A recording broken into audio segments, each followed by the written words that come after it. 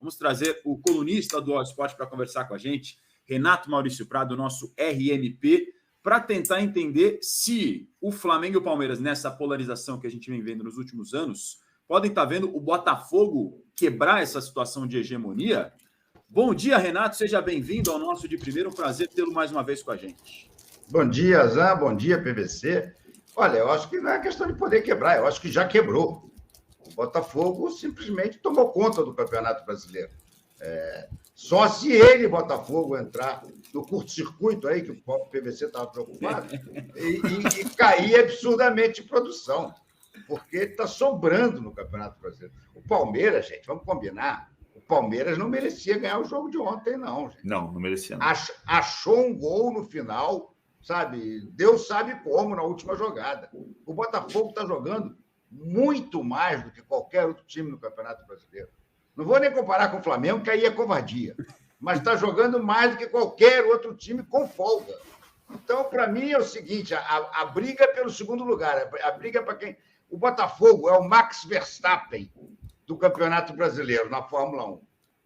As escuderias, as outras todas, brigam pelo segundo lugar. O primeiro, todo mundo já sabe de quem vai ser. O Verstappen é o Botafogo no Campeonato Brasileiro. O Renato, você está naquele modo do meme da brincadeira, segue o vice porque o líder disparou? É isso? É por aí mesmo. Assim, eu acho que a gente tem uma conversa que me incomoda na história dos últimos anos é a gente ter transformado uma coisa que não se transformou ainda. Ou seja, o Brasil vai espanholizar. E a gente fala isso desde 2010, primeiro com Flamengo e Corinthians, depois com Flamengo e Palmeiras, e aí um belo dia o Botafogo ganha o primeiro turno com recorde de pontuação. Então, essa conversa de que vai espanholizar ainda não dá, na minha visão, para cravar. O que vai acontecer com o futebol brasileiro, até porque tem um movimento de a SAF do Botafogo vai dar certo ou não vai dar certo, ou o Botafogo vai ser um episódio nesse ano e no ano que vem não vai ser. O Cruzeiro vai crescer pouco a pouco com o dinheiro da SAF também. O Ronaldo já vendeu 10% para o BH Supermercados. Enfim, o que vai acontecer não dá para cravar. Eu acho que o Botafogo tem uma chance gigantesca de ser campeão, mas eu vou colocar num parâmetro diferente para contar a história que o Renato conhece melhor do que eu, que é a história da Taça Guanabara de 68. Aconteceu o inverso do que pode, não acho que vai acontecer, pode acontecer esse ano, né? O Botafogo perdeu o título para o Flamengo, por exemplo. Em 68, vou contar aqui, Renato, mais pela curiosidade da memória, da lembrança, muita gente não conhece a história. O Botafogo, o Flamengo era virtual campeão da Taça Guanabara, que era um campeonato independente do Campeonato Carioca. No domingo, o Botafogo enfrentou o Flamengo, empatou por 0-0 e o Flamengo tinha apenas que empatar com o Bom Sucesso na quarta-feira. E o Flamengo, virtual campeão, deu uma meia volta olímpica no Maracanã depois do empate contra o Botafogo e foi jogar contra o Bom Sucesso na quarta-feira. E o zagueiro Onça jogou calção, meião, ficou praticamente pelado dentro de campo, comemorando o título que, além de tudo, o título era uma zebra, porque o Botafogo era muito mais forte que o Flamengo. Mas naquela Taça Guanabara, o Botafogo bobeou em 1 ou 2 jogos e o Flamengo, com um empate, deu a meia volta olímpica que o PVC vai continuar contando. E aí o Flamengo perde para o Bom Sucesso. O Botafogo tinha tanta certeza que o Flamengo ia ser campeão que o Botafogo foi excursionar. E na quarta-feira o Flamengo perde do Bom Sucesso 2-0 e força um jogo extra. E aí, o Botafogo recebe um telegrama. Volta que o Flamengo perdeu. É sério isso? É sério? É sério. Volta que o Flamengo perdeu. Os caras abandonaram a discussão. Voltaram correndo para jogar o segundo jogo. Que loucura. Meteram 4-1. O Botafogo meteu 4-1 no Flamengo e foi campeão. O Flamengo era campeão, o Flamengo deu volta olímpica no domingo anterior, empatando 0-0. Tinha só que empatar com o Bom Sucesso, perdeu 2-0 do Bom Sucesso. E o Botafogo voltou para o jogo extra, que meteu 4-1 no Flamengo e foi campeão. Então, assim... E o telegrama é o melhor. O telegrama que o Renato falou é o melhor de tudo. É melhor. Volta que o Flamengo perdeu. Mas olha aqui, deixa eu contar algumas coisas dessa história. Primeiro que eu acho que tem uma diferença fundamental. Era um jogo só, né? O Flamengo tropeçou em um jogo só. Hoje em dia, o Botafogo vai ter que tropeçar 13 pontos para poder o Palmeiras chegar, por exemplo. o PVC escreveu hoje, eu concordo com ele. O perseguidor do Botafogo é o Palmeiras, não tem mais ninguém. Mesmo o Grêmio tendo mais pontos à frente, o Grêmio não vai ser o perseguidor do Botafogo. O possível perseguidor é o Palmeiras. Mas o que acontece é que o Palmeiras depende de muitos tropeços do Botafogo. Não é de apenas um jogo, como aconteceu nesse Flamengo e Botafogo em 1968, que o PVC lembrou. E eu vou contar uma historinha deliciosa, de torcedor. Eu estava lá, ouvindo no radinho, e o Flamengo entra em campo, é campeão, Flamengo bom sucesso. E aí começa o jogo, e o Flamengo, bola na trave, o goleiro faz grande, mas a bola não entra. Acaba o primeiro tempo e o Rui Porto, então comentarista da Rádio Globo, diz o seguinte: bom, o Flamengo vai ganhar o jogo, é uma questão de tempo, tá, não sei lá o quê. Começa o segundo tempo, um contra-ataque, pimba, gol do Bom Sucesso. Silêncio sepulcral no Maracanã. E aí o Rui Porto diz: olha aqui, é óbvio, isso foi um acidente. O Flamengo vai virar esse jogo e vai ganhar esse jogo. Bom, e segue o jogo e o Flamengo continua pressionando e a bola não entra. E aí Rui, disse: olha aqui, eu quero tranquilizar, faltando uns 10 minutos já. O Rui Porto diz assim: eu quero tranquilizar a torcida do Flamengo. O Flamengo é campeão com empate, então basta ele fazer um gol, ele não precisa nem virar esse jogo, basta ele fazer um gol que ele vai ser campeão. E a torcida desesperada lá, daqui a pouco contra-ataque, Bom Sucesso, 2-0. Aí o narrador disse assim: e aí, Rui? Disse, e aí ficou para quarta-feira, né? E a quarta-feira foi o que a gente viu, né? 4-1. Olha aqui. O Birajara, Luiz Carlos Lumumba, Jurandir e Albérico, Didinho, Fifi, depois Moisés e Moraes, Gilberto, depois Jair Pereira, Gibira e Gonçalves, técnico Velha. O Flamengo tinha 47 mil pessoas no Maracanã. O Flamengo com Claudinei, Murilo, Guilherme, Onça e Paulo Henrique, Carlinhos, Liminha e Rodrigues, Luiz Carlos, depois Zezinho, Fio e Silva, técnico Walter Miralha. Gonçalves aos 15 e Moraes aos 44 do segundo tempo. Agora, tem uma outra história desse tipo que é ir com o Botafogo. Vamos combinar que o Flamengo com Walter Miralha não merecia ganhar nada, né? Não merecia ganhar nada. Em 71, tem uma foto maravilhosa na capa da revista Placar do Paulo César, Caju, com a faixa campeão carioca de 71. Ele vestiu a faixa, posou para fotografia. Isso dá uma falta de sorte danada, esse de faixa. Eu não falei a palavra contrária, eu falei falta de sorte. Agora, olha aqui, nesse mesmo ano de 71, o Carlos Alberto Torres dizia, numa entrevista no meio do campeonato, que o Botafogo tinha realmente uma seleção. Era impressionante o time do Botafogo. E ele dizia assim: o Botafogo é um grupo de Rolls Royce no meio de um bando de Fusquinha. Pois é. E aí, no último jogo, dizem que com a ajuda do Zé Marçal Filho, juiz da época, eu realmente acho que o Lula não é o Lula que dá um empurrão, o Marco Antônio dá um empurrão no goleiro, no Birajara. E o Lula faz o gol lá. E aí, amigo, o bando de Rolls Royces emperrou e o Fusquinha foi campeão. Ô, Renato, para além dessas histórias saborosíssimas que você e o PVC estão trazendo para a gente conhecer um pouco mais desses embates que fazem parte da nossa cultura do futebol brasileiro, você falou uma frase que eu achei importante, que você acha que o Botafogo está jogando muito mais futebol que todo mundo nesse Brasileirão. Quem que minimamente se aproxima disso é o Palmeiras, e por que você acha que esse Botafogo está jogando tanta bola? Olha, quem se aproxima minimamente é o Palmeiras, mas o Palmeiras não está jogando aquele futebol que ele já jogou.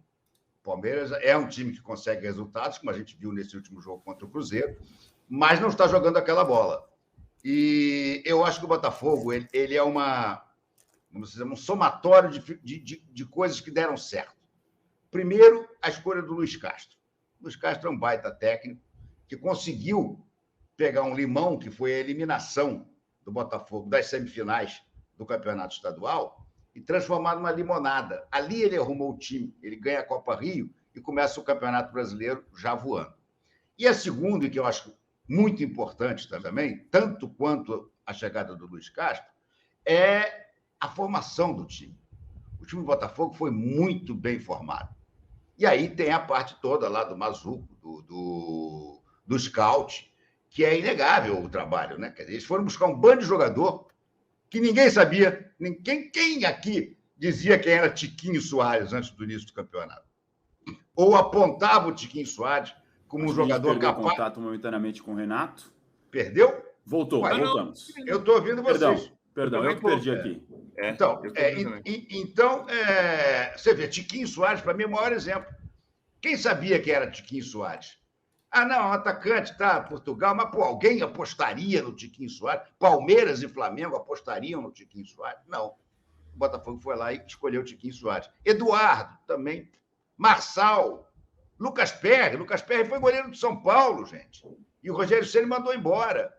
E aí o Botafogo conseguiu formar um time que eu acho excepcional, porque ele não tem um cracaço. Quem é o craque do time do Botafogo? Tiquinho Soares é o maior destaque. Mas é um craque? Não, não é um craque. Mas são todos ótimos jogadores. O Botafogo não tem jogador ruim no time, nem no banco. Você vê, o lateral direito, menino, que era do Fluminense, que foi lá para a Inglaterra, botou Rafael. Machucou, sério, entrou de plástico, que também ninguém dava nada. Está jogando bem. O Hugo, ninguém dava nada, está jogando bem. Então, olha, o Botafogo é uma conjunção de coisas que deu muito certo, muito certo. Vai conseguir manter, vai conseguir ser lá para o ano que vem? Não sei. Porque o Botafogo tem aquele problema. O Textor traz muita coisa boa para o Botafogo. Esse tapetinho, por exemplo, que ele botou no Newton Santos, eu acho genial. É um gramado artificial de última geração, melhor até do que o do Allianz. Sim. Agora, ao mesmo tempo, ele já vendeu 2 jogadores do Botafogo. Ele vendeu o Perry e vendeu o Adrielson. 2 grandes destaques do Botafogo. Tudo bem, vendeu deixando que eles terminem a temporada. Mas na temporada que vem, por exemplo, os 2 já vão estar no Lyon. E o Textor, como qualquer dono de conglomerado, ele vai ficar jogando com os jogadores. E por mais que o Botafogo seja um time que ele tenha se apaixonado, a gente vê que ele se apaixonou, ele vai para o meio da torcida, ele pega a bandeira, tá? Mas, por exemplo, qual é o clube que pode dar mais dinheiro a ele? O Botafogo ou o Lyon? Ou mesmo lá o Crystal Palace? Estão no mercados diferentes. Então, eu temo que o Botafogo vai ter dificuldade de manter esses times durante as próximas temporadas. Agora, se o trabalho de scout continuar sendo bom e conseguir recuperar bem, eu acho que aí o Botafogo pode, quem sabe, sonhar com outros voos altos. O desse ano, para mim, podem pagar, como dizem no Turf. Já era. Pode pagar. Não tem eu tenho só... por isso que eu escrevi a história da improvável perseguição do Palmeiras. Acho que o Palmeiras é o perseguidor. A perseguição é improvável, mas a minha lembrança ainda é aquela, não com base em tudo que a gente está falando, de 68, 71, mas de 2017, que o Palmeiras não virou, mas no final do primeiro turno tinha 15 pontos a menos do que o Corinthians, e na 30ª rodada tinha a chance de, em 2 jogos, assumir a liderança. Se ganhasse do Cruzeiro e ganhasse do Corinthians, aí empatou com o Cruzeiro e perdeu do Corinthians e não teve virada nenhuma. Mas bateu na trave ali, daquela vez, de transformar 15 pontos em vantagem no saldo de gols. Eu espero o campeonato... Acho que o Botafogo é o grande favorito. Eu acho que pode acontecer um revés, que o Botafogo tem que cuidar para que não exista nenhum tipo de revés. Sobre o que o Renato estava falando a respeito do Adrielson e do Perry, para quem talvez não esteja por dentro do assunto, o André Aranda trouxe informação, acho que na semana passada, nos últimos dias, de que o John Textor, entre aspas, contratou o Perry e o Adrielson, já visando para o Lyon na próxima temporada, porque tinha propostas de clubes de fora para eles saírem agora. A informação do André Aranda é de que ele cobre essas ofertas salariais para os jogadores ficarem até o final do ano, mas já com a provável transferência no ano que vem. Então, eles completariam essa temporada, evidentemente, com vistas a brigar pelo provável ou muito importante campanha do Botafogo para tentar ganhar esse título brasileiro. E aí a ideia seria a transferência na sequência, provavelmente para o Lyon, se não para o Lyon, para algum outro clube, talvez do conglomerado, pode ser o Crystal Palace, ou enfim, algum outro arranjo de transferência, mas foi a solução que ele encontrou para segurar o jogador diante do assédio europeu que tinha agora. E aí essa questão você pode discutir, evidentemente, como o Renato falou, de você ter um jogador aqui, você possa passar para outro clube que faz parte da holding, são as questões que um gestor com essas características pode manejar com o investimento que ele tem no Botafogo. Renato acreditando muito que o Botafogo já está com a mão na taça, o PVC ainda tem aquele pezinho atrás, a tabela mostra para você. Do Onça. Sempre aquele... Eu sou o amigo do Onça. O PVC com aquele pezinho atrás, né? Sempre tem... Falta um turno, né, gente? Falta um turno inteiro. Posso contar uma história do Onça, que é muito engraçada? O Onça era um zagueiro limitadíssimo, mas tinha uma garra impressionante. E o que é mais importante, ele fez um gol de falta no Campeonato de 68, o Vasco estava invicto. Chegou à última rodada contra o Flamengo sem ter nenhuma derrota.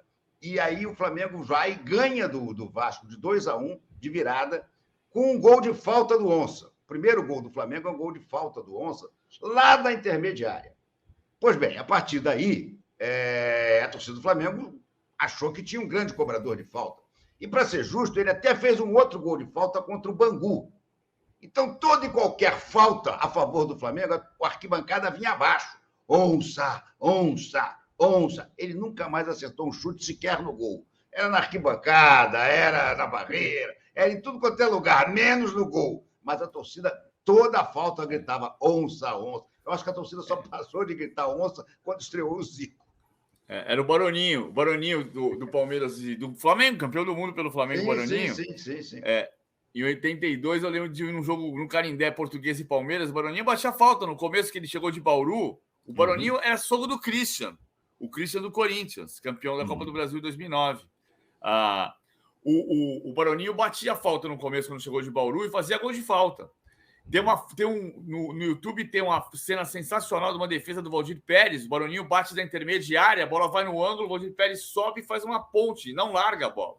Mas eu lembro de um Português e Palmeiras, na linha do que o Renato está contando do Onça, que o Canindé, Português a 2, Palmeiras 1 em 82. O Baroninho se aproxima para cobrar uma falta lá da intermediária, bate e a bola sai quase na bandeirinha de escanteio.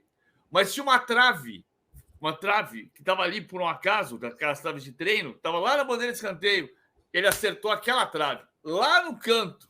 No gol, não. O mais difícil.